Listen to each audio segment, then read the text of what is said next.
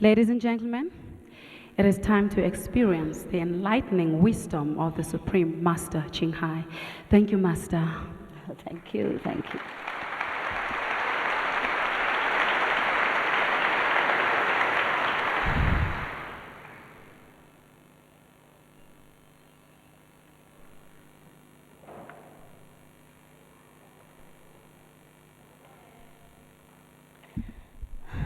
You call me master, but you are all master.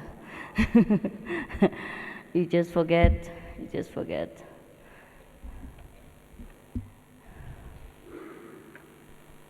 When we are united, when we remember the unity of the universe, which included ourselves, then we remember that we are one with God, one with the all-pervasive intelligence. And when we have forgotten this, then we have forgotten everything. And we try to remember that through different means, like prayers, scriptures, yogas, meditation. All these are good. All these are good for us.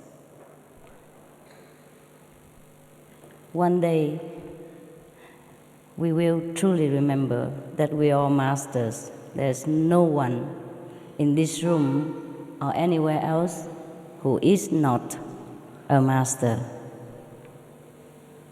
Because we cannot be separated from the Master, who is all pervasive, and we are in that pervasiveness, and we are one with that. And that's the only thing we are made of. There's nothing else that made of our beings except God's essence, except the greatest things that we call truth, wisdom, God, Goddess, Buddha, name whatever you like to call this greatest being in the universe, which is even one with us, with every of us. That's why That's why at the time of death, the so-called ourselves or the body just lay flat on the ground or anywhere and doesn't move, because that essence of all movement, of all activities, has chosen to leave that physical instrument for that time, maybe seeking another instrument for further experiencing the limitless, the vastness of this great being, which we call God, which is one with us, actually. Once we found the unity again with this all-pervasive intelligence, all-pervasive love, we call this enlightenment. We call this God realization or self-realization of attaining Buddhahood. Different countries name this intelligence, this wisdom, this greatest love by different terminology because they speak different language. Otherwise, they're just one, the oneness that encompasses all things, including ourselves. And we are never, ever separated from this oneness, even if we try. The only reason we feel separated from this oneness is because we have chosen to forget the unity so that we can re-experience again this greatness, and we can recreate ourselves again through forgetfulness, or remember again the bliss of heaven, of unity with God, which is ourselves, our greatest self. That's why when we are dying, for example, many people ask me all the time, what happened when we die? I always say, I didn't die yet, so I don't know. But we could experience the feeling of death during our deepest prayers or contemplation. When we are in the deepest prayers, we will be oblivious to all the surrounding, including ourselves, and all the worries will depart from us. This is the time when the Indian yogis call samadhi. Yes. During this samadhi time, we will experience oneness with God, almost like the time when we die. That's why in the Bible it is mentioned that learn to die so that you will begin to live. And a saint also say, I die daily.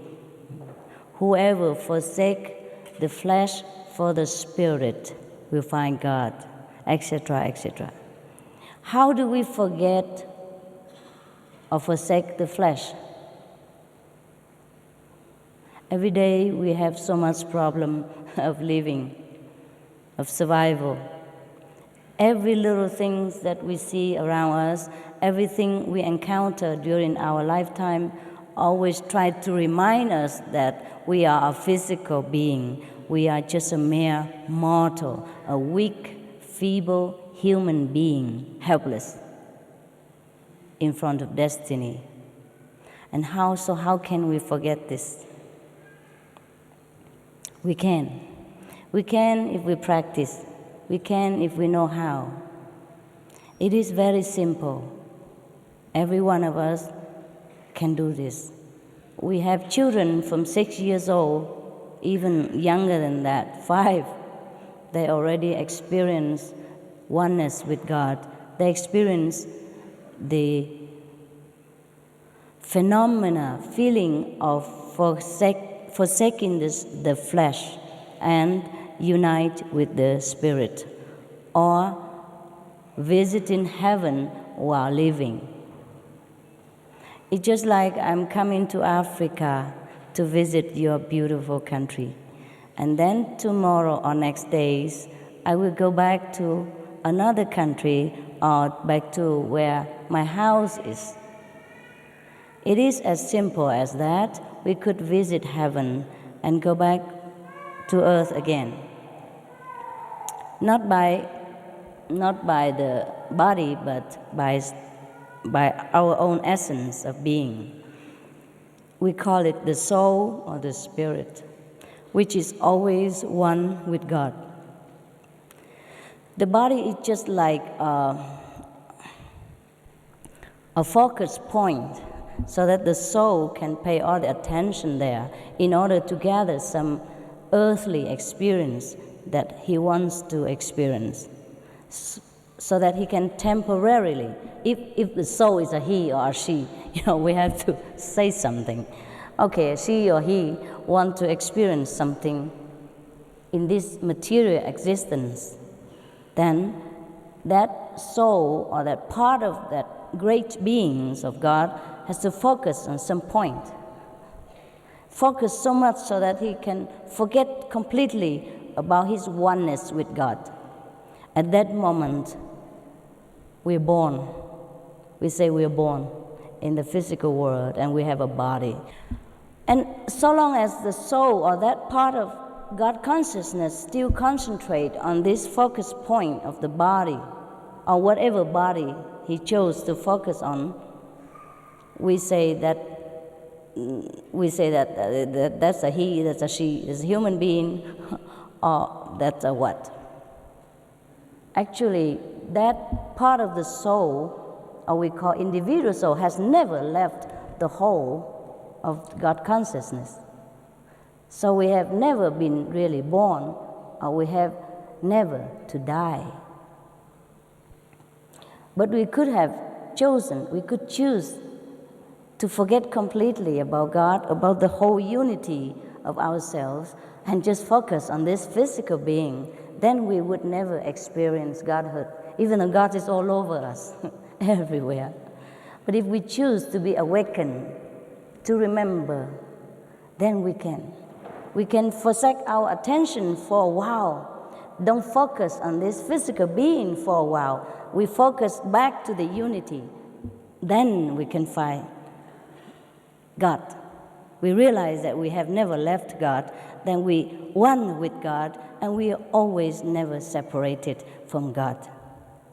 So that is just the secret of the universe. It's nothing much more than ourselves, our own consciousness, make choices all the time. We choose to be a human being, then we focus on a human body. So we have experience of human life, all the sorrow, the suffering, the happiness, the adventures of the flesh, the pleasures, the pain. The moment we feel we have enough of physical experience, we want to experience something different, then we choose another choice. We might choose to be a diva, or we might even choose to experience to be a flower. That's also possible. And that's why it is born the theory of reincarnation, of transmigration into different levels of existence. But actually, we have never gone anywhere at all, neither go up nor go down. We just, forever flowing in the life force of the universe, forever being in God's heart, but forever experience different focus points for our own pleasure, for our own amusement. But while we are in the physical body, sometimes we have forgotten the wisdom of ourselves. Therefore, we have forgotten the choice that we have made before we came here. So the choice we have made might have led us to some pain or suffering, then now we complain. We complain so much because we don't like the suffering. The body doesn't like the suffering. The mind doesn't like the pressure. But that was what the soul wants to experience. He wants to experience pressure so that he can appreciate again the freedom in God consciousness. He wants to choose suffering so that he can enjoy thousandfold again when he enters eternal bliss once more. That's why we are here, so that we know God more, we know ourselves more. Just like we are the king of ancient nation, sometimes the king disguise himself as a commoner and go among the people in order to understand what true citizenship is like. And then when he comes back, he appreciates his position better, his comfortable palace, or the servants that serve him, or the power that he has. When he disguises himself as a commoner, he has to undergo all kind of hardship, all kind of ordinariness, just like every one of his subjects. He cannot reveal himself that he's a king. In fact, he must completely cover up his identity so that he can truly merge with the people of his nation and experience what their daily life is like. Similarly, we were once with God, consciously at that time. We have never been away from God, but now we are not consciously remembering that. So we had enough of the suffering of this physical life. We had enough of the mundane experience. So we get bored. We feel there's nothing really here anymore for us to enjoy. We would like to know where we come from. What else is there in this vast universe of God's creation that we should experience? This is the time when we ask this question, when we wonder like this is the time we will experience enlightenment. We're ready. We're ready for it. So we came all this time to be a human being, to be different human beings. Sometimes if we have focused on one focus point or one human existence, and we didn't feel we have enough of physical enjoyment or physical adventure, then we focus on another existence of another human being again. And then we continue further until we get tired. So actually, anyone who is ready can experience God's light, God's unity and enlightenment. That is very simple like that. It's your choice only. You've chosen to forget, and now you have chosen to remember. So if you think you have chosen now to remember again, then of course I'm here to serve you. Because God has given me permission, ordered me to do that. Maybe one day, after you have remembered everything about yourself, God will also say the same to you. Go, my son, go, my daughter, do some service to my children or to myself, because we have never been separated from God. Remember that. Even if you don't remember, just believe me. We have nowhere to go except inside God's consciousness. We have nowhere else except in God's house right now.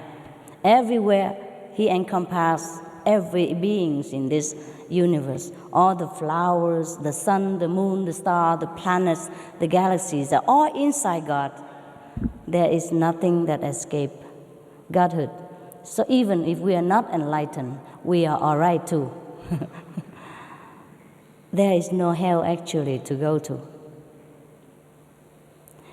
For a conscious soul, there is no such thing as hell, but just a temporary passing experience that he has to go through in the course of eternity, because he has chosen to experience some so-called suffering in order to grow, in order to understand happiness again. Every soul, every little part of God has chosen to walk a different path in order to experience different aspects of God. And the whole experience of all humankind or all beings made up the wholeness of God. Therefore, Jesus said, love thy neighbor, even love thy enemies, because everyone on earth, they have chosen to play that role only. There is no enemy. Just us, just God, different focus points to make life more abundant, more variety, more different, more colorful. Just like he made us even so different colors so that we can enjoy each other. Like I look like yellow cornflakes, corn, and you look like chocolate.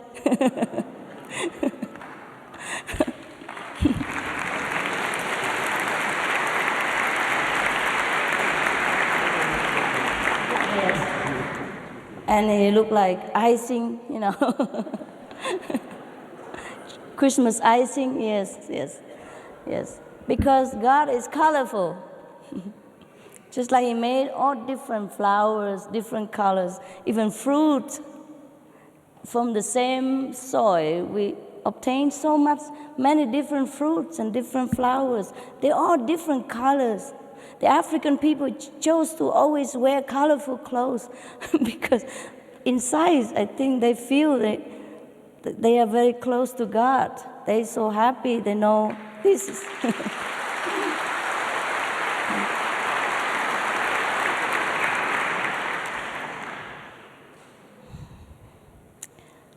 So,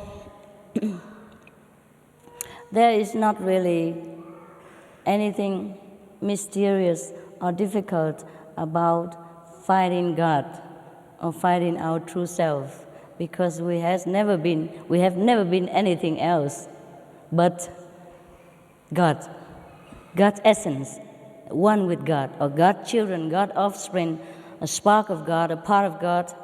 It's just like the fish in the sea is born in the sea, it lives in the sea, and when it dies, it becomes the sea again, you know, thing like that.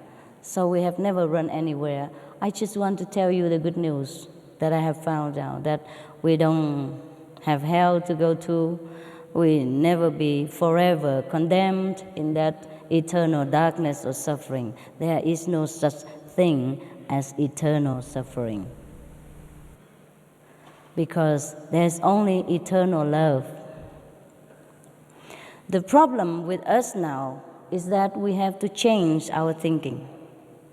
We have to change. We have too much guilty feel about everything. Feel guilty if we're successful. People make us feel guilty if we're rich even. If God gives us some richness or successful business, people make us feel guilty. Yes. If you have a beautiful wife, people make you feel bad also sometimes.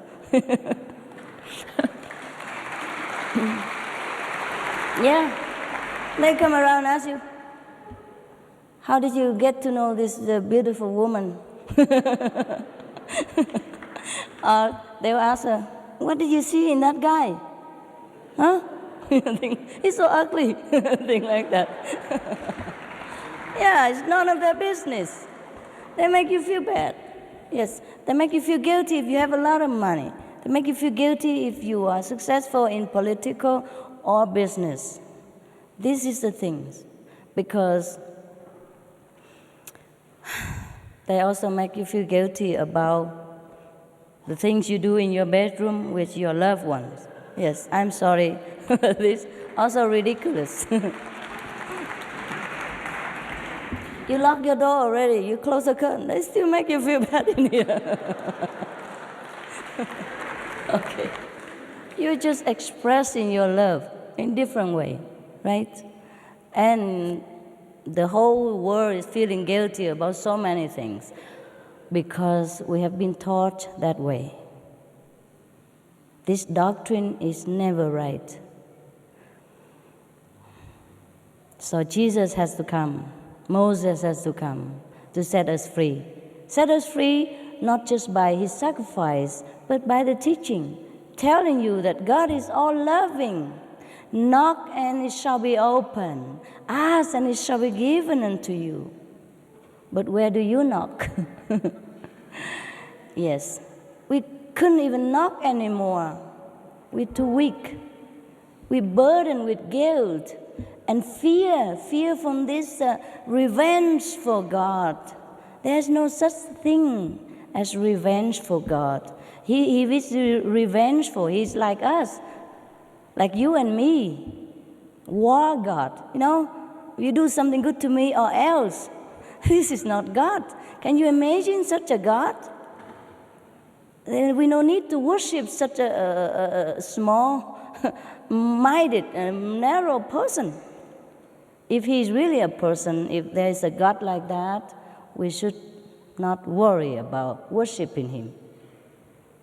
Because he's just like one of any of the, I would say, power abusing people.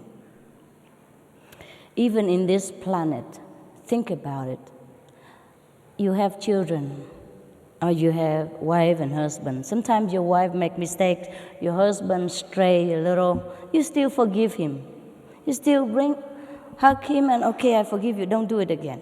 Your kids sometimes give you so much trouble because they're stubborn, they don't listen to you, they cause you headache. You still forgive them, you still love them, and give them the best love that the parents can afford. Even money, everything, sacrifice. So how would a God, the greatest father or mother of all the universe, could be revengeful, could condemn you to hell just because you're human, you don't know any better, and you make mistakes sometimes? So this kind of fear has been inflicted upon us generation after generations. That's why we find ourselves too weak now to even believe in there is a God who would even answer our prayers. That's why when we pray, we don't pray with the whole heart. We don't have conviction that our prayers will be answered. But it states in the Bible, knock and it shall be opened. Ask and it shall be given. It is like that. It is truly like that about God. No matter what you did, what you do, he will always answer your prayers. We just have to listen. I'm going to show you how to listen to him.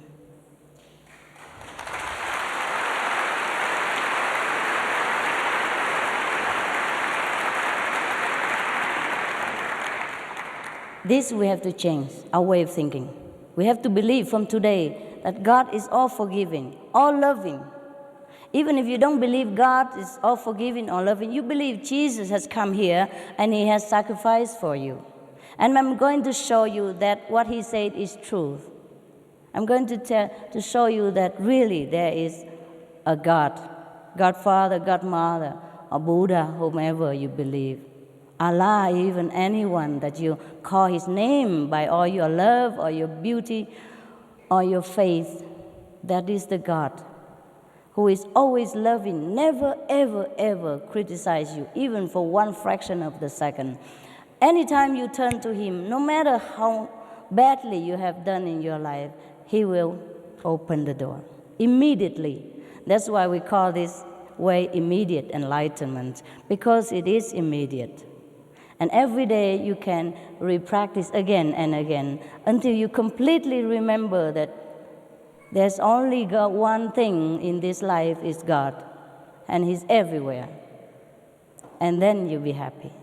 You'll be happy from the day you see his light, the first day already, maybe today, if you trust me enough to offer this service to you, you can have it right away. no problem. You will see that whatever it is stated in the Bible, it is 100% truth.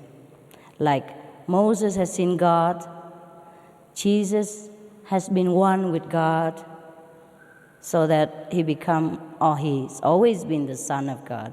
But he's not the only Son of God. We are also the Son of God. God is not important. He didn't make only one son. He makes many.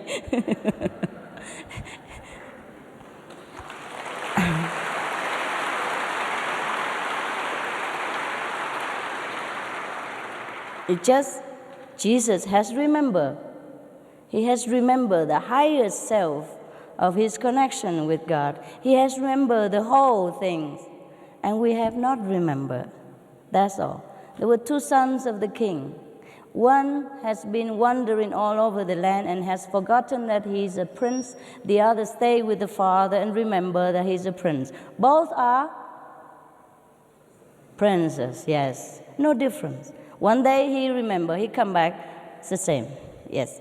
So we are the wandering sons and daughters of God. And the moment you want to go home is right there. Everything is created by thought only. For example, now we are in the physical body, so you do not understand much of the teaching of Jesus or Buddha, because it says that whatever you ask, your Father would give to you. Whatever you think, that means whatever you think of, whatever you wish for, will be fulfilled. But we cannot believe that, because we are so prisoned by this physical shackle we call the body. So in order to experience the boundlessness, love, the boundlessness, the all-pervasive, unconditional, eternal love of God, we have to rise above the body. And I will show you how to do that. It's very simple. You can do that on the bus, on the airplane, in the park, anywhere. There's no condition. I will show you how in a minute. And I can show you different level of going, forsaking the body. For some of you, if you just want to try, just like when you go in the shop and you just try a little cheese in order to know which cheese is good, then I just give you like few minutes. If you want to go deeper, there are some things you have to know more, so it takes a couple of hours to explain to you. But the enlightenment is just seconds. The explanation takes longer. Why explanation? Because you have to do it alone at home, so you have to know everything. Yeah? So take care of yourself and be your own master. Then you don't have to call me master anymore. You call yourself master. Oh, don't even bother. We are friends. Yes. Every one of us is equal. Equal. Truly like that. So now, what were we? Okay. Where was? Oh, too many things from here. Slow down, please. He talks so fast. My mouth is not fast enough, because in the higher dimension we don't even talk. We understood each other just like I'm speaking to myself in my head, So here is the message come through so fast. Sometimes I forgot.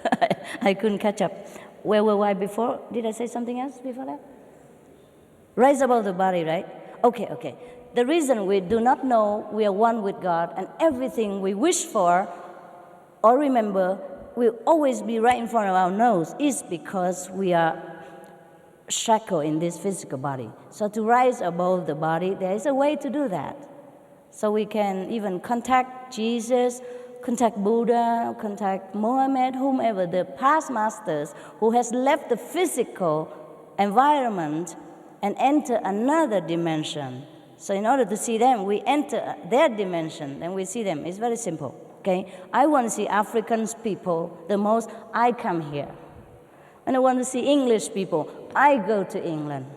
Yes, there are some English people who come to my place sometimes, or some South African brother come to my place sometimes, but they're rare, see? If they want to see the whole African people, I come here. That's it. If we want to see the whole heaven or Godhood or some celestial mansion, we have to rise up to their place. And we do that by thought, deep, deep, deep thought. I show you how to garnish your power of thought in order to get out of this gate here and enter another dimension at will, anytime. You practice and you can do that anytime, anywhere. So, what happened?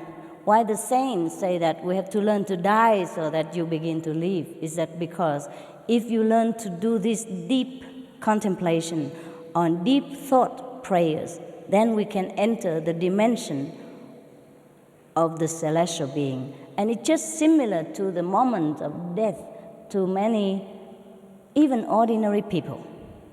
Don't have to say practitioner, yogis, or anything. Ordinary people, when their conscience is clear, their life has been perfect example of goodness, when they die, they found themselves very liberated. They found themselves all pervasive, everywhere at the same times, and nowhere that they are not. And whenever they want something, that thing just come right in front of them. Whenever they think of somebody, that somebody will appear right in front of them. Or, another word in another word, they will project themselves immediately in front of the things that they desire or the person that they want to see. That's why when we learn to die, I mean, we leave this physical body and die temporarily, we have this kind of experience too. And then we can know exactly that really whatever we want, God granted to us, what God gave us to us. It's just in this physical body, we are so blind, deaf, and dumb to celestial blessing, to God's love, that we feel so helpless. We are the most helpless when we are in this physical body. It's like you are locked in a box and the key has been thrown away in the river. It's like that, so helpless. That's why we have to learn to rise above this physical prison in order to truly experience the glory of love. Then we will be so happy every day that doesn't matter where we are, doesn't matter how much we have or not have, we will be always contented, always happy. That's why Jesus did not move in the face of death. He said, Father, how much you have glorified me. He accepted the crucifixion. He did not run away. He could have. He could have, anytime. A man of that power and knowledge, he can do anything, but he did not want to.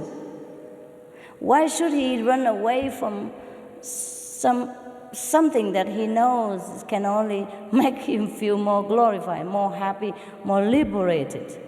Why should he feel attached to this little prison when he knows the vastness of heaven? Why should he be attached to relatives and friends of this physical dimension when he knows that he could see the Father in heaven, and he knows all of the brothers and sisters or the relatives and friends are all one with him in the end anyhow? That is true liberation. There is no freedom compared to this freedom in God realization. That is the only true freedom that we should search for. I am willing to serve you in any way I can if you think you're ready to make this choice again. You had enough with this life, you want to have different choice. But nevertheless, we do not forsake this world in order to go to heaven. No, we still can have both. For example, I'm still here. I just enjoy heaven every day, but I enjoy also this life. You see, I enjoy your jewelry and your clothes very much.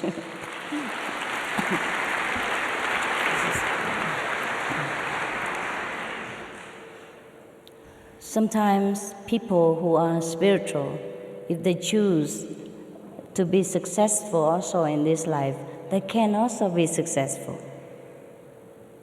Different masters have chosen different ways to demonstrate the love of God. Some master has chosen the way of complete renunciation, like Jesus, like Buddha. But some master has chosen to make use of the gift of God, or God has ordained them to do this. It depends on God's will, whether you should be,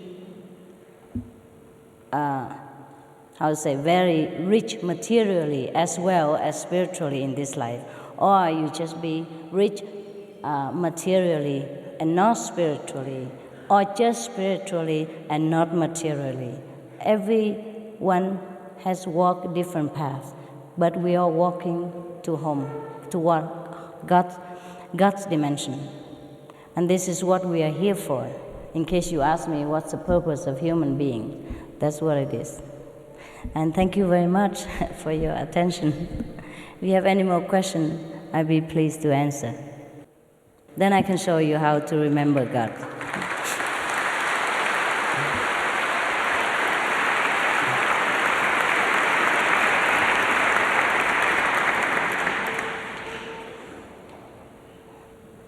You okay? I hope I made myself clear. Yes, you're so intelligent, my God. I'm not surprised. I'm not surprised. African people, very, very spiritual. They're very much more contact with nature, very spiritual.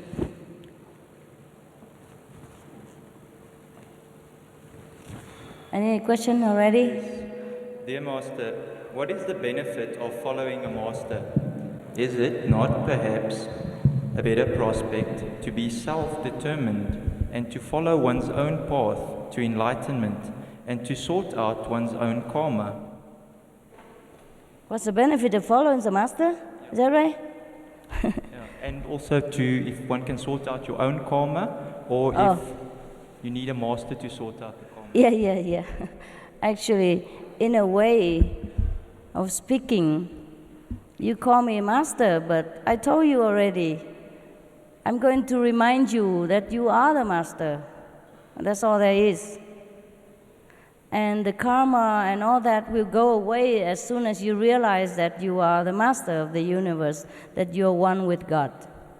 But before that, if you have not completely realized this, of course, I be your friend and help you until you understand everything.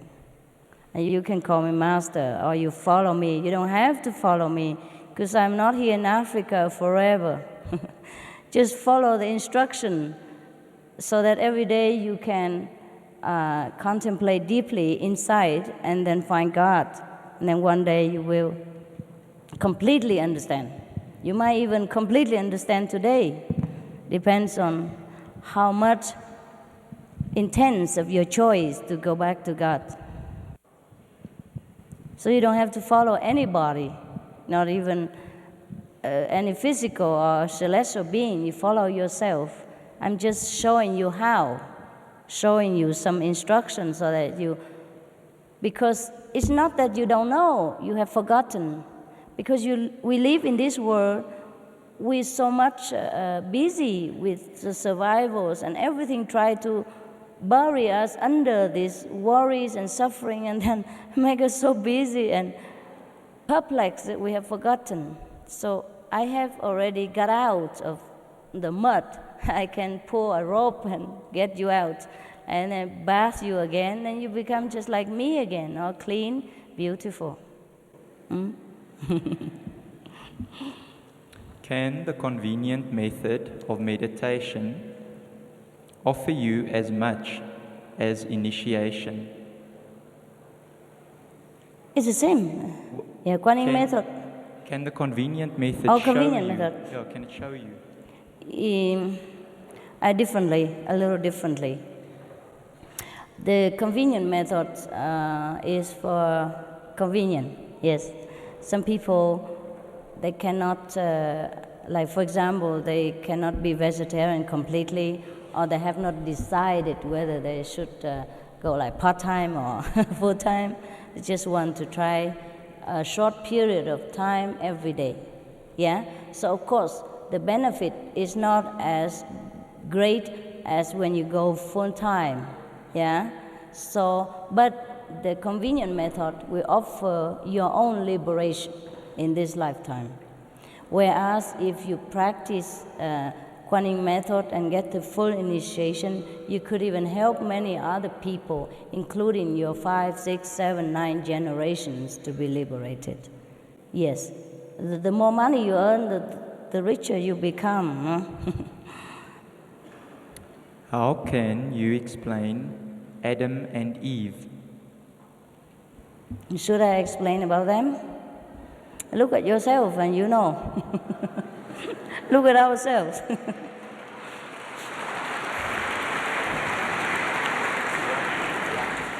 Yes.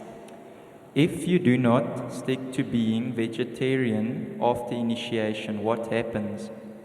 What happens? Then you become a meat eater again.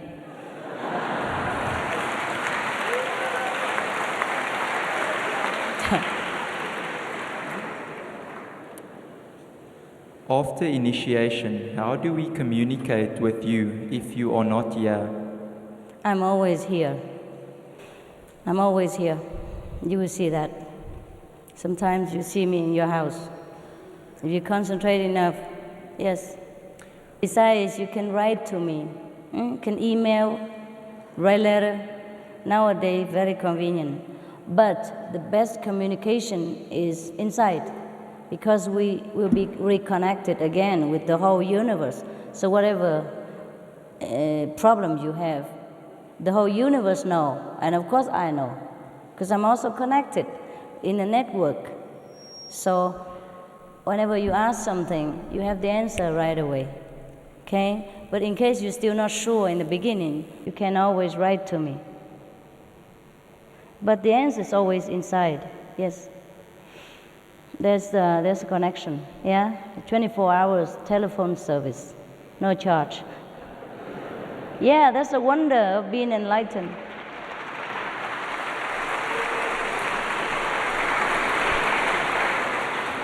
Because if the teacher has to be physically present every time with the disciples, then it's not convenient, it's not powerful enough. Because it doesn't matter how powerful, how strong a teacher is, he or she cannot protect the disciple 24 hours by physical presence, but by the power of the universe, which the master, she or he, is connected already. I am not myself. It's not the physical body now that will be protecting you. It is the connection with the universal power through me that will protect you. Understand? That's why everywhere you are, that power knows and protect you and answer your question. You will not knock and it shall be opened. Ask and it shall be given. Your prayers will always be answered. Your question will always be replied by inner connection. And that's the wonder of being in this enlightening ways of life. Otherwise, what's the use having to even find a master through rivers and ocean again? And how long can you stay with her or him? Yes, even the master after initiation will continue, protect and guide you after the master has departed from this world. That is the meaning of being a master. Otherwise, you should not be a master. It's a lot of work. Will we master the art of clairvoyance with the third eye? What, honey? Will we master the art of clairvoyance? Oh, will we master the art of clairvoyance? Oh, that's nothing. That's just a little child play. You don't aim for that. This is not the goal for you. Of course you will see things. You see everything, but you see the whole universe, not just a little thing here and there, not just your future and your past. You will master the whole life force. You will master the whole universe. That is the goal. Yeah. Do animals have karma, and is it right to give them meat? Do animals have karma? They do. If they want to eat meat, you have to give them. Otherwise, they might eat you.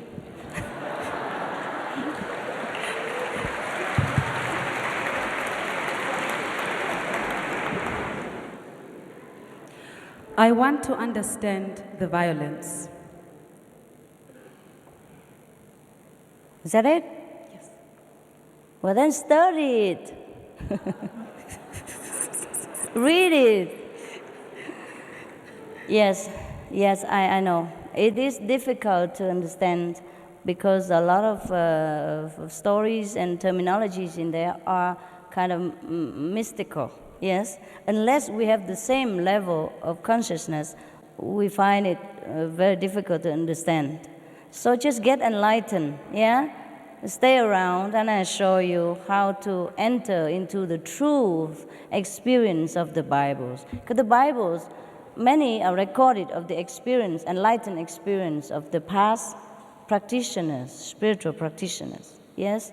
It's like, for example, Jesus, when he meditated in 40 days in the desert, of course he communicated with God. Yeah. And the devil also came to him and tempted him with the power of the 3 words. You understand what the 3 words is? It's very big. This word is already big enough. If somebody come and offer you to be the king of this whole world, will you like it? Of course you do already. And he's offered to be king of the 3 words. Above this word, another 2 words. But that's as far as the devil can rhyme, so he can only offer 3 words. And he said, get out of my sight. That's what Jesus said. I mean, get lost, yes. Yes, this kind of experience. I'm sorry, we couldn't even see the devil even if we want to, because we are not able to see with the spirit yet. So in order to understand what Jesus have experienced, even to say to the devil, get lost, we have to study what Jesus has teach us. Walk his way, meditate like him. Go in the closet, mean meditate, mean pray in silence, pray properly. Let your eyes be single, so that your whole body will be full of light. I will show you how to make your eyes single, how to find that single eye here so that you can see heaven. You can see the truth life, which is deceptive, which is cheated on us because of all this physical appearance. We are cheated. We did not see the true life. But we can if we use the true eye. Then that's why I came here.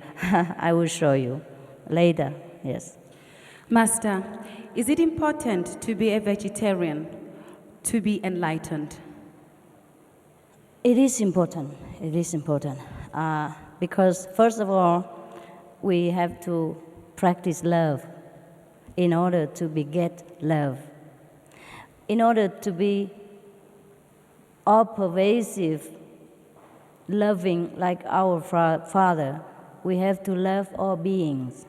And that is the meaning behind the vegetarian diet. It's not to be healthy or not because Jesus says so or Buddha forbid. It's just we have to be love reincarnate. We have to be the walking God on this planet. We have to live like God would live.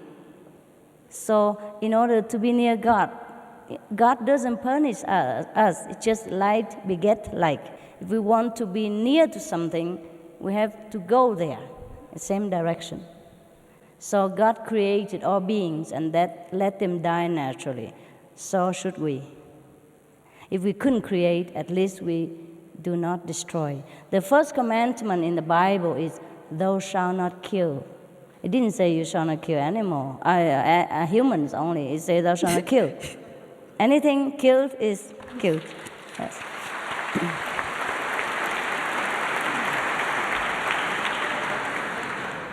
What is your opinion on spiritual healers? Should or can it be done for a living, like charging clients? If it is it allowed? Yes, spiritual healing is very good. Very good for the patients. Not too good for the healer sometimes, because she or he has to take on the karma of these patients, and sometimes it's very overwhelming. Because spiritual healing is just one of the level of God consciousness, yes? If we arrive there, we can heal people. Yeah, these people are very spiritually strong in order to heal people. Spiritual healers are very strong in their spirit. But in order to heal without healing, like Jesus did, we can go a little higher, much higher. Then we heal, you don't have to lay hands on people. Just like when somebody touched Jesus' garment and she just healed. And she thanks him. He said, no, it's your faith that heals you. He never claimed because he knows it's the Father. And he said, it's not me who do it, it's my Father. And that is the highest level of spiritual healing. Yes, we could be in many different levels, so it depends on where you are. The greatest spiritual healers don't heal. They just get healed. If it is God's will for that person to be healed through you, he just get healed. The master, or for example, Jesus, he didn't do anything. Yes, that's why he never claimed credit. Yes, true master is like that. Very humble. How do you teach your children this way of life without being ridiculed in everyday life? Yeah. I told you, people ridicule you even if you have a beautiful boyfriend or wife. So why are you scared? Huh?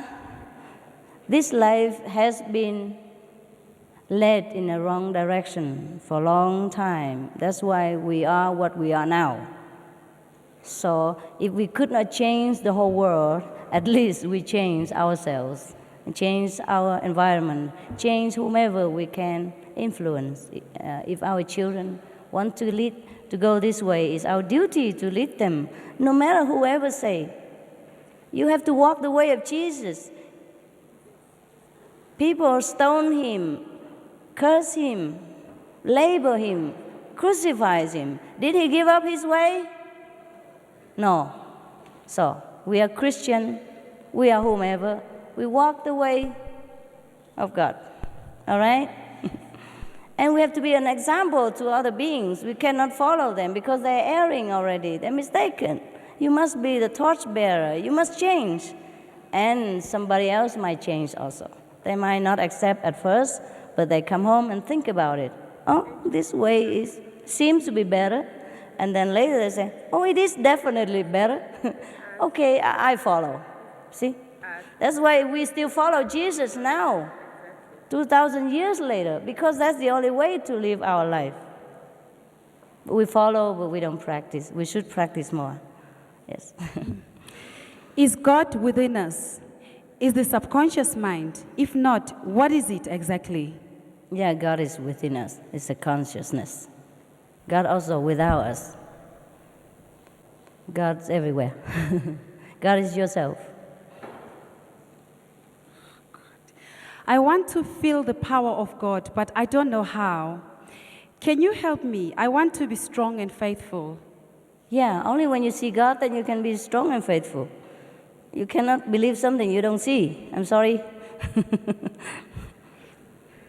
I show you how to see God, then you can believe him. All right?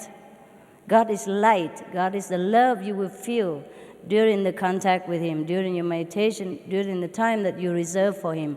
And then later, more and more, every day, every minute, you will feel his love. Even without meditation. Even when you're walking, when you're driving, you will feel that you are one with that love. That's a wonderful feeling. And that's how we can believe. You see? That's how we can believe. How do you see that God is with you? And when do you feel that the Holy Spirit is with you? I feel it all the time. How do I know? How do you see? How do I see? What I see, I cannot show. I cannot tell you, but I can show you, that you can see the same. Yeah, because what I drink, you don't know. What I drink, you cannot taste. What I eat, you cannot feel full. But I can offer you the same meal, same juice. Then you can understand. Yes, God is not. I wish God is a physical flower. I can show you. But God also in the flowers. God is in here. You can see this is the physical manifestation of God beauty. This is a physical manifestation of God's beings. Yours are the physical manifestation of God. So if you want to see feel the physical aspect of God, then touch your neighbor, hug him, kiss her. That is God in physical realm. But if you want to see God in an abstract form, in light, in splendor, in heaven, then I have to show you in an abstract way. You understand? There are two ways, abstract and physical. Physical, you see already. Abstract, I show you. Yeah? Later, when we have time together and sit quietly, I show you. I will tell you what to do and where to see God. It's very quick. Yeah? How do I know?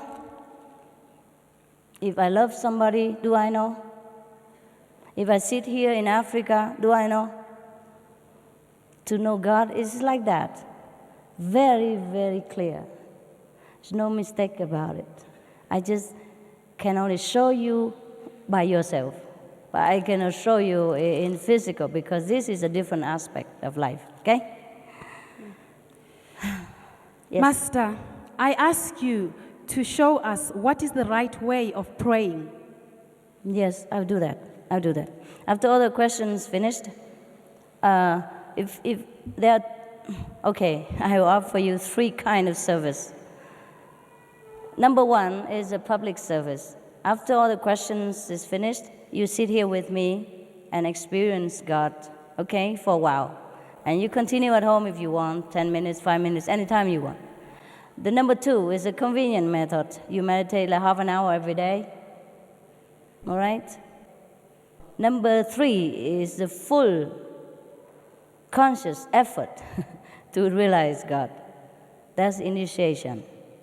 So you choose, okay? If you want initiation, you could leave the room right now and register yourself. That would take a couple of hours of explanation. But the enlightenment is fast, and you can experience every day the same, or higher and higher. And number 2, convenient method, you can register also outside. And if you don't want these 2, you just want to have a taste, then you stay here. Yeah? After I answer all the questions, if you feel that this appeals to you, you stay, all right? And I show you. If you don't feel like it, then just go home. I'm here only for the one who's ready.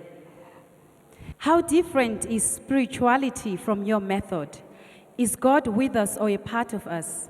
How or what will our experience be during our initiation? You see God. You see the aspect of God, which is light, which is different, like melodies of the universe. The way He speaks to you is not in human language. He speaks in a melodious voice, like the sound of water. It's mentioned in the Bible that He speaks like thunder, like the sound of many waters. This you will experience, and more, because the Bible don't record everything. You have too much experience. You can write 1,000 books, never enough. So one Bible is not enough. But at least there's some reference. Like Moses see God as big flame, yeah. St. John enter the third heaven and hear the trumpet, things like that, etc., etc. You will experience. You will know it. You will know it. This is not something we can describe in language, really. You just know it when God's presence is near, or when you contact, when you remember again. He's always near, just remember, yeah. The world is in a crisis today. Wars, pollution, disease, etc. Have we collectively created this crisis just so we can experience greater glory? Yeah. But we could have done better now, since we know better. It was a mistake. Now we have to, repair it. Yeah? We can't just continue making mistakes forever and say, okay, I'm creating all this so that I can experience heaven. Yes, there's a part of creating havoc and there's a part of creating heaven, so we have to balance it. We can't continue destroying our world forever by pollution, by cutting down forests, and by warring each other. It's time to wake up. It's time to wake up. We had enough suffering already. Master, what will happen when you leave this world? Will there be others to continue your lineage? Who will initiate the people? Who will be there to guide us? God, you worry too far. I'm still young and beautiful. At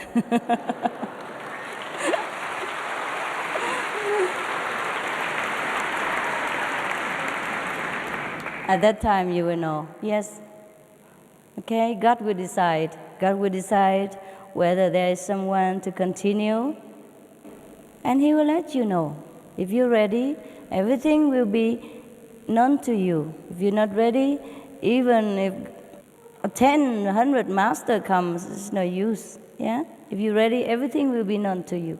Don't worry, okay? Meanwhile, get initiation while I'm still here. The master died, but the spirit doesn't die. So you continue to be guided until you finish the journey. Yeah? Whoever are initiated by one master will continue with that. Doesn't matter if the master passed away. And the new one will come if God decides so. Yeah? In the Bible, it is written, repent from your sins, then your prayers will be answered. My question is, how will God answer the prayer of a sinner? Your question is a little bit less complete than it should be. And this is the part when God talked to the people who kills a lot of animals for offering. So He say, who told you to kill all these sheep and he bullocks to make offering to me? Your hands are full of blood. You should stop the killing of the innocents. Otherwise, when you pray, I will not answer. When you request, I will turn my head away. So that is in that section. So actually in the Bible it mentioned also that we should not even kill to make offering, let alone to eat. Yeah, because God created them for our pleasure, not to kill. Anyhow, if we repent, of course that means repent doesn't mean we should feel guilty about what we did. Okay, we did what we did, is a part of the game. It's a part of our process of knowing God. So now we have created enough of the non-God actions. So now is the time to return to godly action. So once we make this decision to stop of the ungodly action and return to godly action, at that time God gives us the answer right away, like today. Doesn't matter how many people committed sins or whatever you did, you don't have to tell me. At the time you sit down for initiation, God will come to you, all the same. So that means if you repent your sins, mean you don't do it again, God will appear to you. He will today, if you sit down for a while later. In fact, some of you already experienced light here. Is that not so? True? Can you raise your hand if you have? Thank you very much. Oh my God, aren't you spiritual? Thanks so much. See, first time in Africa, I told you, God is indiscriminating. He loves every one of us. As soon as you want Him, as soon as you sincerely yearn for Him, He's there. Even you don't meditate yet, even I didn't even show you yet. See, God is all love, nothing else. Don't fear God ever.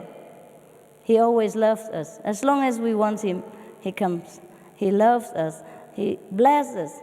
He graces us with all things in life, this and after. Should we kill insects, flies, cockroaches, fleas, etc.?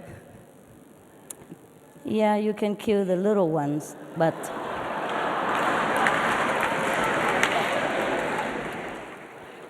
there's some little debt to pay. Yeah, it's better to make your house clean and do some prevention outside the house so that they smell, they don't come near.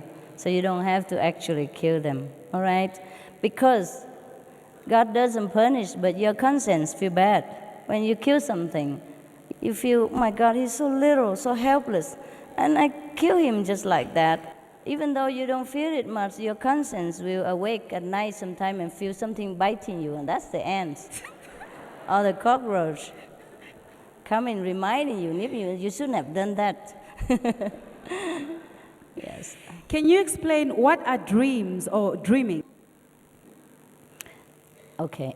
There are two kinds of dreams, or three kinds of dreams.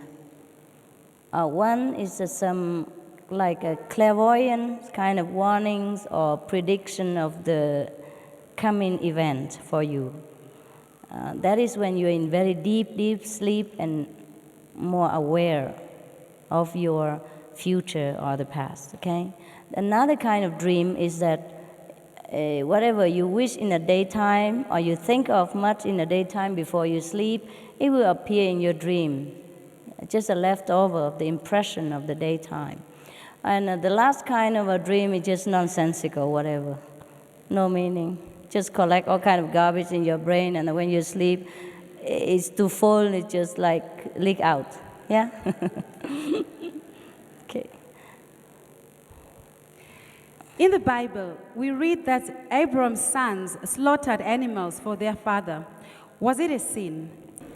In the old time, people believed to make offering to God, all right? Even now, they still do that. They even slaughter animal to offering to the God within their body every day. So who am I to say what? All right? Abraham's son did something, that's his business. My business is not to slaughter any animal, okay? Anyhow, people has different way of life, different choices to know God. They choose to do it quick, they choose to do it slow, right? So that's why I say there are three kinds of offer here to you. For one of those of you who like to do slow, leisurely, because you have eternity anyhow, so you can just have a taste of it, a few minutes. For those of you who are a little more serious, go for convenient method. For those of you who really get fed up with this life and really want to know God, nothing else, then go get initiation, full. See? I'm not here to criticize you and tell you, you eat meat, you're sinful. No. I'm just reminding you of many choices that you want to make. So you decide now which choice you stay with or which choice you continue, or next perfection you choose. Yeah? Next choice. Or stay with this choice. Okay? All right? Jesus Christ fed 5,000 people with bread and fish. Fish is meat. What is a sin? Was that a sin? Jesus also helped fishermen get more fish. Was that a sin? No. The sin is we did not understand him. He did not eat fish. He did not feed fish either. We also eat fish every day, but it's vegetarian fish. We also call it fish. We call it hamburger. Sometimes we call veggie hamburger. Sometimes we're lazy, we call it hamburger. We have things like chicken, we have things like steamed fish. All these are vegetarian. It tastes delicious. And if you are a non-vegetarian and the first time you taste them, it looks like a fish, it tastes like fish, you probably do not know. If we tell you that if it's fish, you would believe it. If we tell you it's a hamburger, you would believe it. So Jesus was a descendant of a clan that has been always vegetarian for thousands of years. If you want to do more research about the Lord's life, you better take more time. And also he went to study in India for 13 years. That's the missing gap in the Bible that you couldn't explain. And if he studied in India, all the yogis there, the master eat vegetarian. How can he eat meat again? That's the two factors you have missed. Of course, the Bible cannot record everything for you. You have to do some research.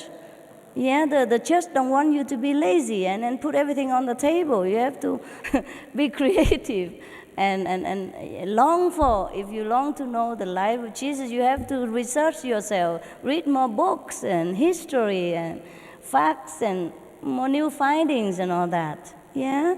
Anyhow, the fishermen, Jesus recruit.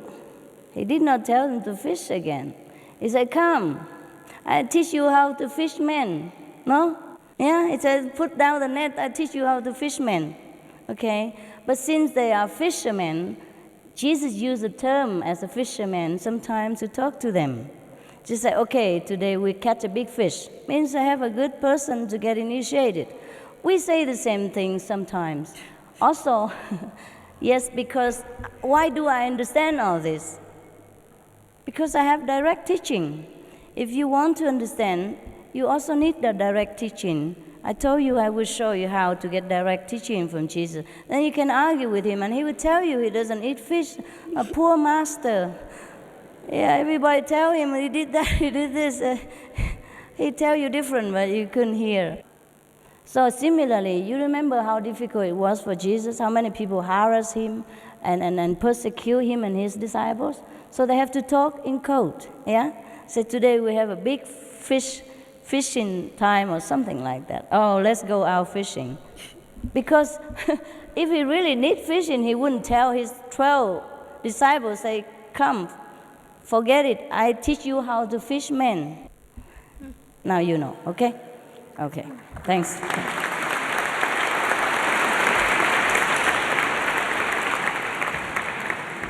The Lord did not eat anything that caused suffering to other beings. He would not, yeah? He was a very humble man. He was great in spirit, but very humble and self-denial outside. He did not need fish to keep him alive. There's so much things to eat in this planet to keep yourself alive. What is your opinion about the apostles? Where is heaven? Is it part of this universe? The apostles? They were Jesus' closest disciple to spread his message when he's not there. Give people initiation, explain how to meditate and all that. Yeah. And heaven is not a part of the universe. Yes. Heaven is our own creation, our own attitude. For example, when you're happy, you're in love, you feel you're in heaven. No matter where you are, you have a little hurt, you're happy. And when you're sad, when somebody threatens you, when you're under pressure, you live in a palace, you feel like hell. Okay? So if we are in contact with God, every day we feel like heaven. That's why we say heaven can hear and now. Lo and behold, the kingdom of God is at hand. It's not far. Yeah. In our culture, we slaughter an animal as a sacrifice. Is this a sin? It's your way of life. You choose to live that way. If you want to, you are a God. You decide what you make of yourself. If you would like to represent yourself as a person who slaughter animal to make offering, then you do that. If one day you decide, okay, I don't want to make myself a slaughter person, then you change. You don't slaughter anymore. You make yourself a representative of nonviolence, non-killing. It's your choice. It's your choice. It's no sin in the eyes of God. It's just your choice to make yourself what you want to show it to yourself. I want to show it to the world. I want to show it to God. Yeah? You can introduce yourself as, okay, I'm an engineer. I am a priest. I am a teacher. I am a yogis. I am a vegetarian, a spiritual practitioner, or I am an animal slaughterer. Yeah, whatever you want to. Yes, it's up to you. I'm not here to condemn anybody, just to lay out before you different choices that you could make or want to make or maybe think about making. Okay? Anytime we can change our life by making different choices. That's for sure. Okay? No sin in the name of God. No sin. No. God always loves us. Whatever we do is for our own experience. Yes? Dear Master, should we devote our lives to serving the poor or sick, or would we be interfering with their choice or karma? No. We should devote our life anytime we can and devote anything we can to help our brothers and sisters, be it spiritual or material. Yes, we are one. If he's hungry, you are hungry. If he's thirsty, it's like you're thirsty. It should be like that. It's not a must. It is a feeling inside. If, for example, if you see somebody hungry and thirsty and dying, and you feel very painful as if you yourself in that situation, then you help him. That is a measurement of your love, of your level of compassion. It's not a must. It's not a precept or to follow. It is a feeling in your heart. If you know, you feel you should help that person, that means you have love in your heart and you should be happy. That's the only reward, that knowing that you have love. And you should do it, yes. Now, thank you.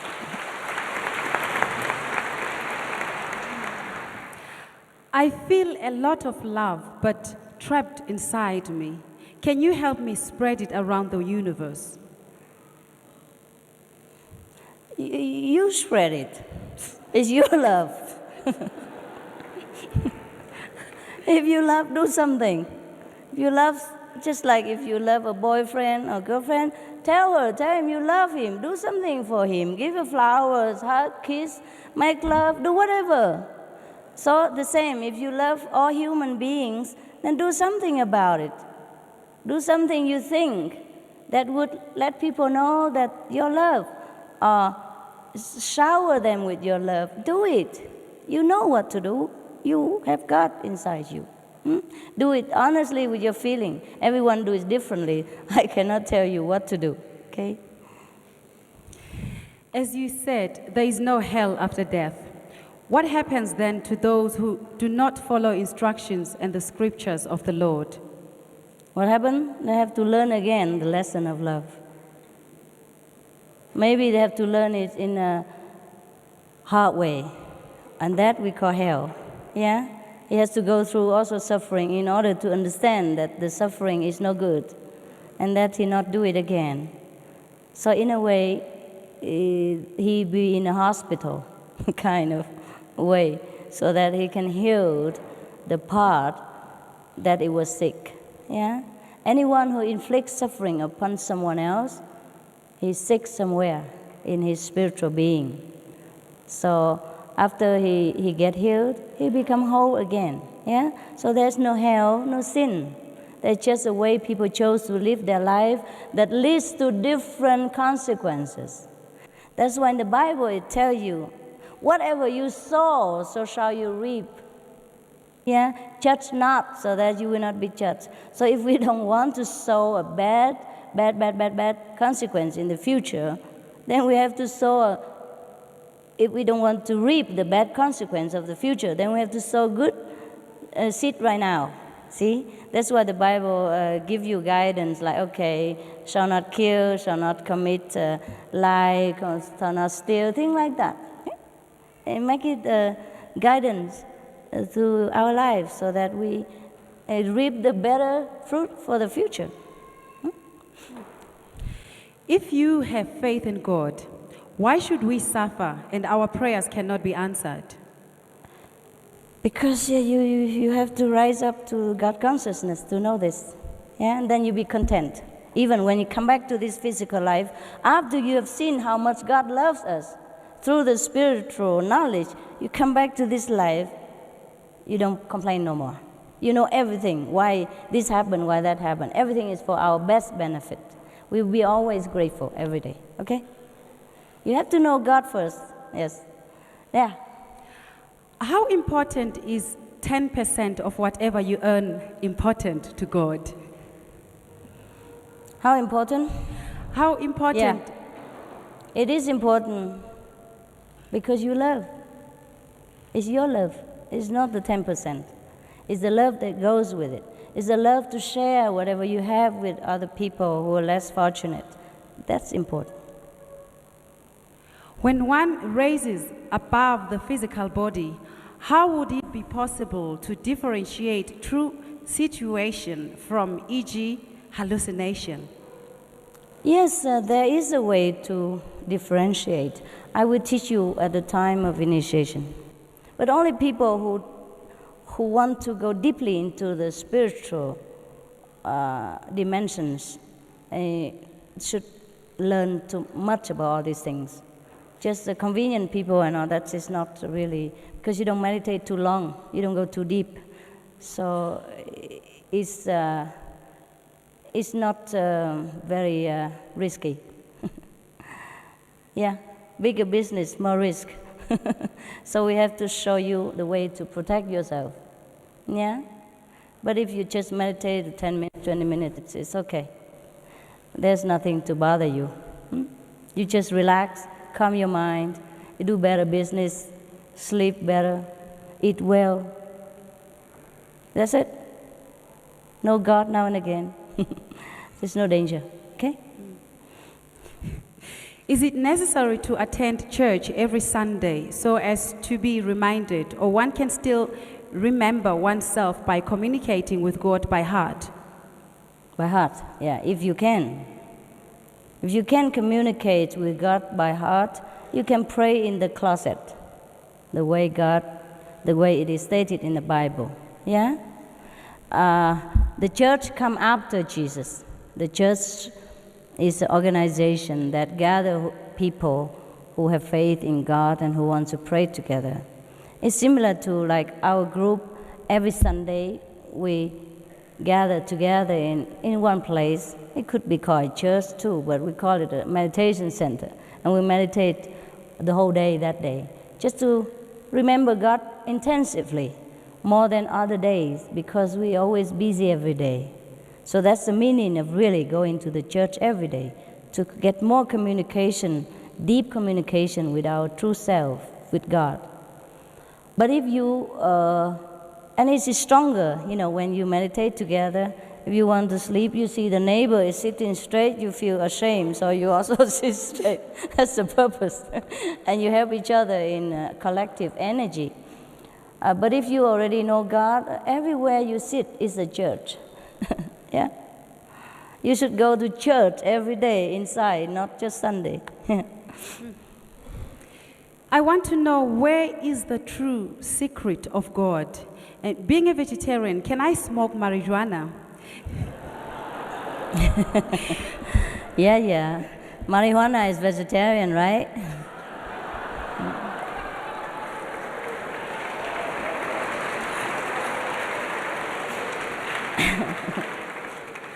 I know what you tried to say, yeah. Anyhow, where is the true secret of God? That you have to find out. I will show you how to find out, but you have to find yourself. Yeah? I can't explain God in the physical terms. The more I explain, the more I mislead you. Yeah? I can show you God. That's all I can do. And marijuana, as far as I'm concerned, is not really necessary for your vegetarian diet. So do not include it in there. Even though it's a vegetable, it's not a very conducive vegetable to your meditation. So please refrain from using it. All right? He also wants to know if he can eat marijuana then. You're so hungry. Not only you want to smoke, you eat it. My God. So much vegetable, and you don't have enough. I advise you to eat tofu, okay?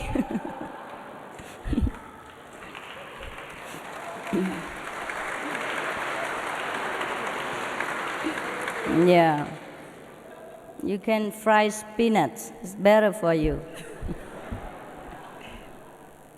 Anything that make our consciousness blurred, and not clear, this is not a God way.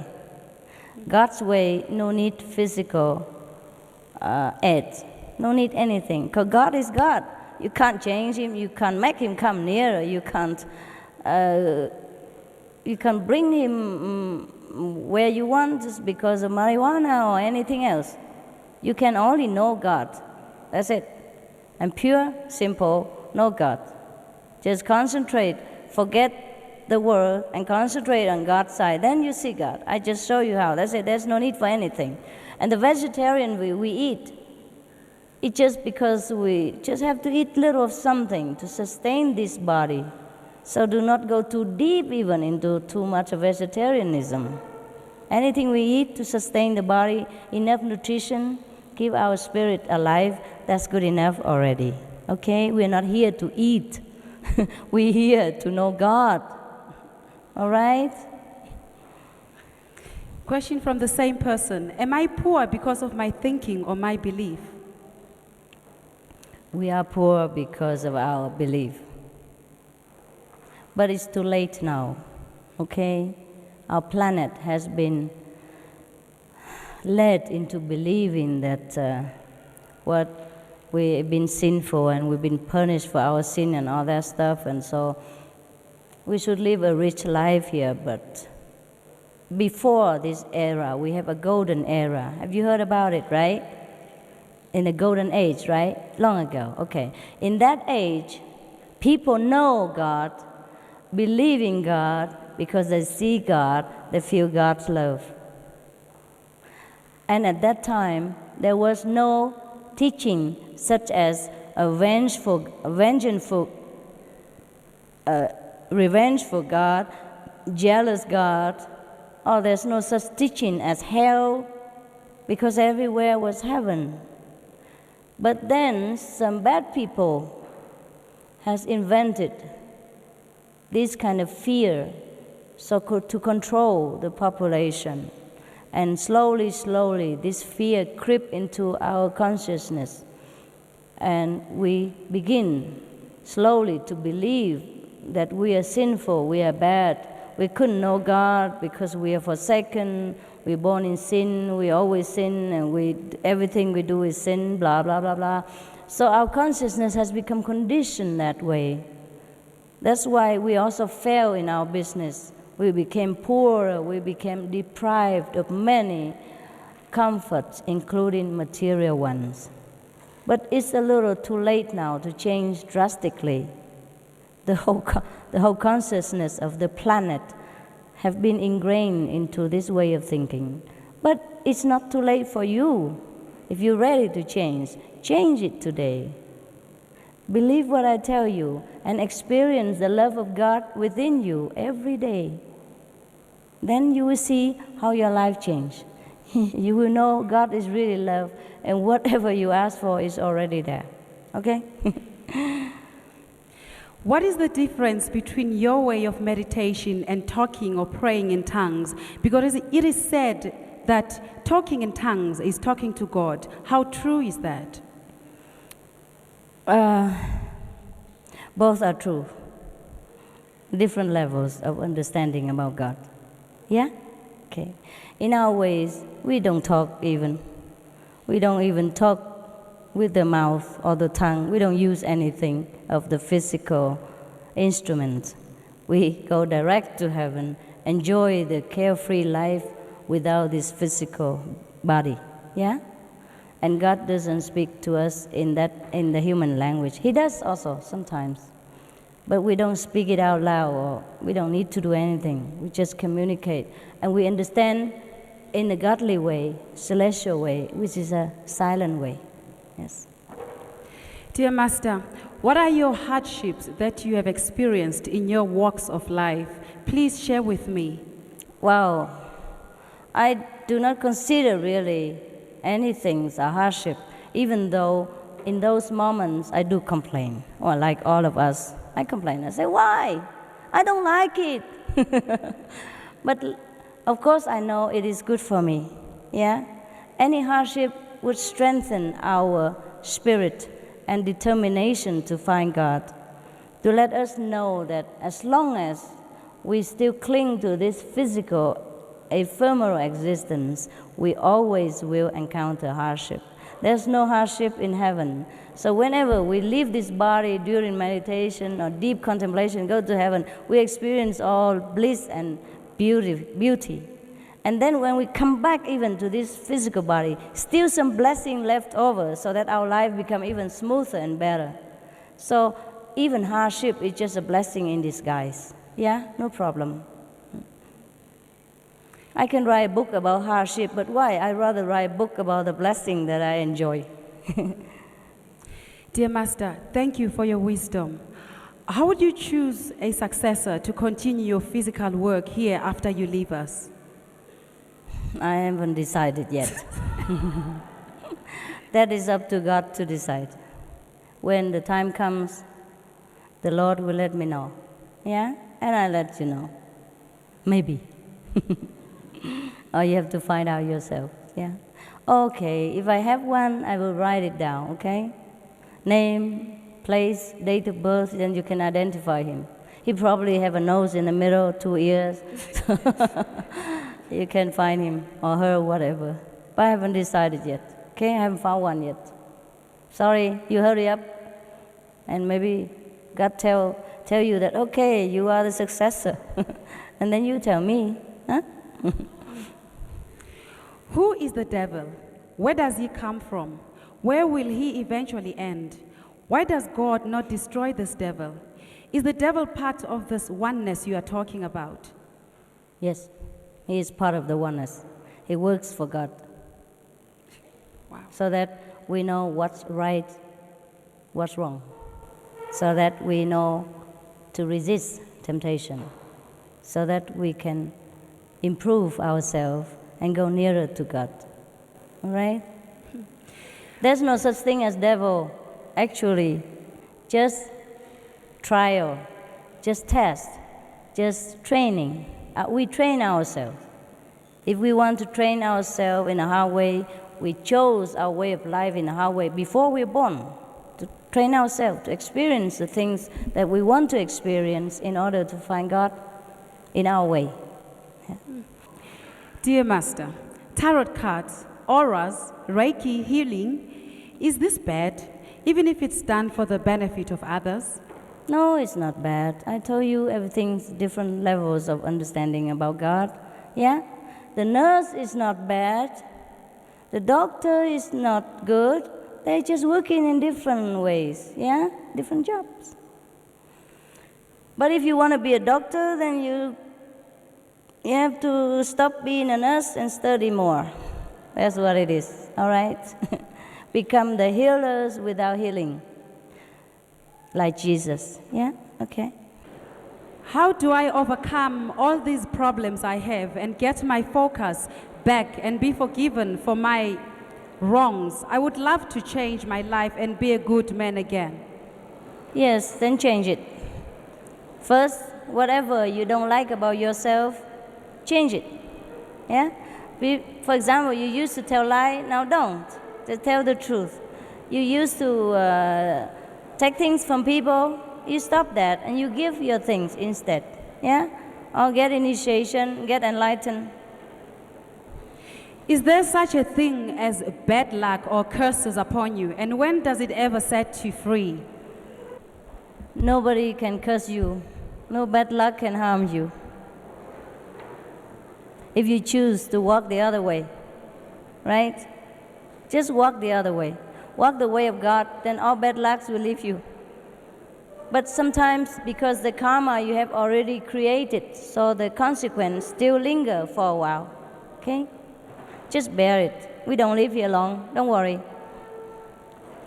Why can we not be initiated and be unrestricted? Why can we not eat meat and drink alcohol? So you want to be a flesh-eating God and drunken God? You already are. If you eat meat now and drink wine, you're already a drunken God and meat-eating God already every day. I thought you want to change to something different. If you don't want to change, then just stay where you are. You already are God. All right?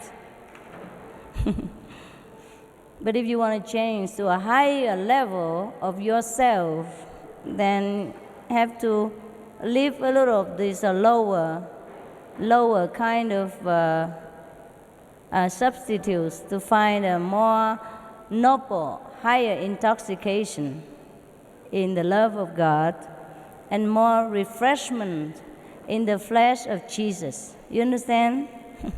the spiritual flesh of Jesus. Yes. There are many religions, such as Christianity and traditional African religion. Which is the right religion for Africa? Also, by practicing other religions, does that anger our ancestors? No, no. Every religion is good for Africa if you believe in it. All right? I'm just showing you the way to truly contact the source of your religion. There's only one God, and people find different ways to go to Him. It's just sometimes they get lost in the maze. So I'm here to show them where to go the shortest way. Yeah, I don't come here to change your religions. And your ancestors will never be angry with you because they will be liberated through your enlightenment, through your blessing. Thank you for coming to South Africa and bringing your love and peace to our people. I hope that your endearment is passed on to our people in South Africa. I hope so too. Thanks so much for your love. I think so. The South African people are so enlightened, so intelligent. I don't have any problem with you. I think we understand each other perfectly. Yes. It's the same person. Everything is free. Please tell us who sponsors you. Who what? Who sponsors you? Who is your sponsor? I earn my money. I'm a designer, don't you know? Oh, you see, we didn't bring all my creation here, but you could see some in the picture. I design jewelry, design clothes. I don't wear my own today. I wear yours in respect of your country.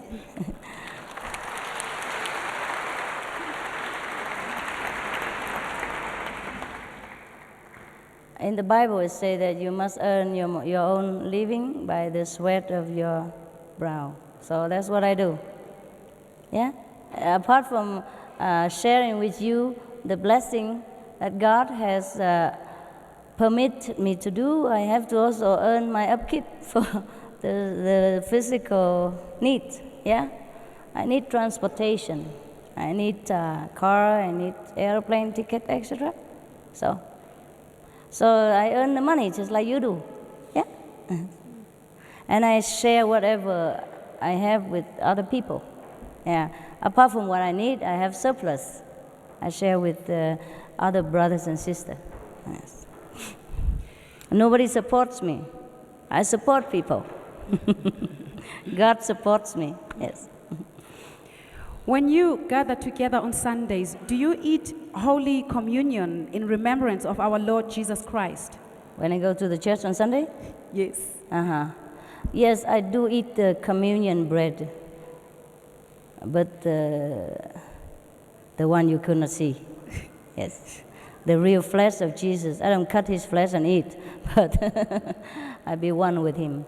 Yeah, that's my communion bread. I have that every day, not just Sunday. In Africa, it is said that we have a high rate of HIV/AIDS. Does God curse or punish our continent with this incurable disease? How can we be saved from this disease? In every country, there are information centers about AIDS or about any disease that you happen to worry about. Yes? Find out from information and take care of yourself physically. Yeah? Otherwise, if you practice spiritually also and you keep the precepts and you have vegetarian diet, you lead a spiritual life, you never have to worry about this question.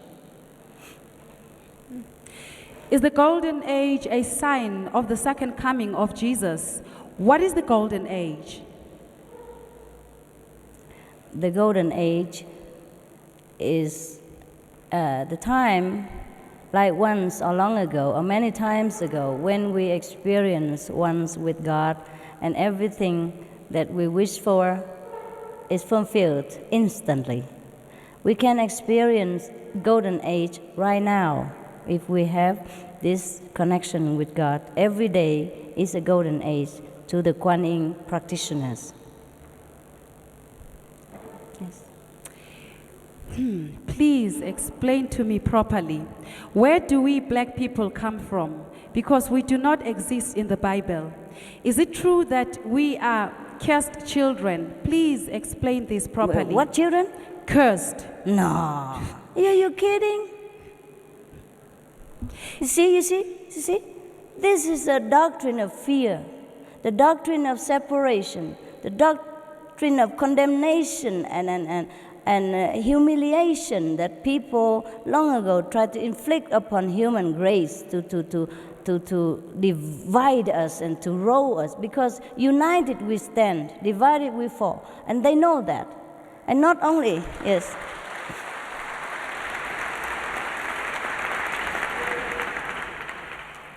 I once fell in love with a black man. Are you kidding? Yes, actually. Oh my God. Why do you ever ask this question? Should never even come up. It's just a different color, just like flowers here. Look how many colors in here. Suppose we all white or all yellow like me. Wouldn't it be boring, our planet? Huh? Then I don't have South Africa to come to. I don't have a different color to look at. When I look at you, I think of chocolate, yum yum. My favorite color, yeah, yes. And all colors are beautiful. There's no difference, just different flowers. I don't know why this question even come up, but I know why, as I explained already. This is the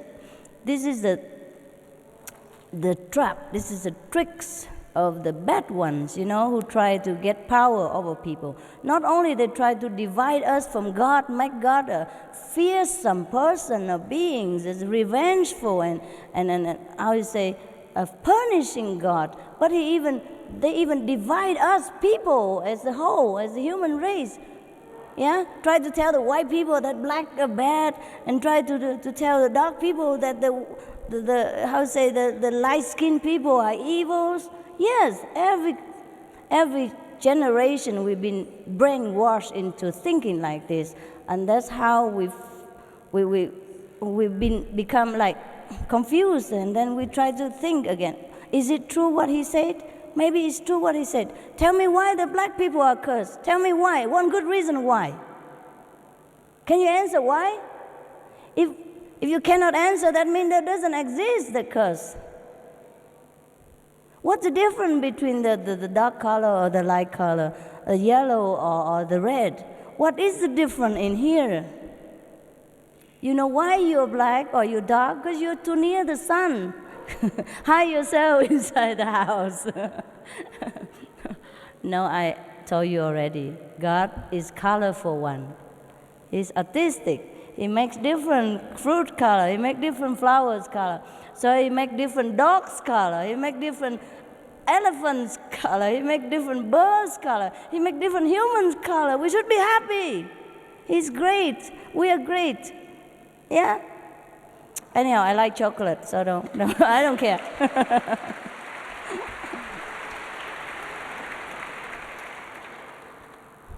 Should never ever think like this, huh?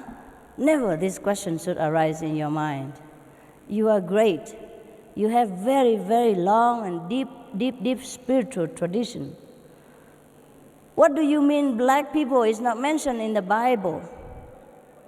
Huh? How about the Egyptian, Cleopatra? She was black.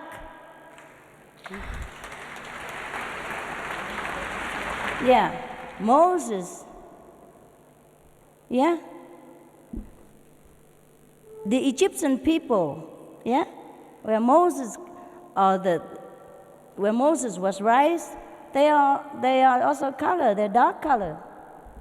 You mean they're not mentioned in the Bible? Does you have to say dark or black in order for you to identify yourself?